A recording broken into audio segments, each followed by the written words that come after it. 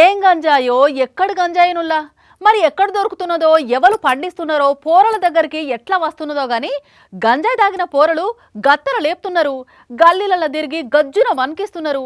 ఒకసారి ఇటు చూడుర్రి, ఒక గోషగాడు గంజాయి మత్తులా ఎట్లా ఆగం పరిశాన్ చేసిండో. అరే అరే అరే ఓరు వారి అవి ఇలువగల్ల బండలరా అయ్యా, అవేం చేస్తావు పగిలిపోతాయిరా కొడుక. కిటికీలను అద్దాలను పప్పు చేసిండు పో.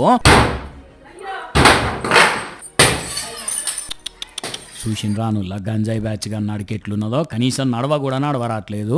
మళ్ళీ ఇంటి ముంగడికి పోయి ఉత్తుత్తగానే నోటికి వచ్చినట్టు ఎవరిని పడతాలని తిడుతున్నాడు. ఓ అమ్మలు అక్కలు అన్నలు చిన్నపిల్లలు మీరంతా ఇంట్లో కన్నా పోండి, వాడు కోపం మీద మీ మీద రాయేయగల కొడుక. ఏకంగా అంగే ఇప్పేసి రచ్చ చేసిండుగా.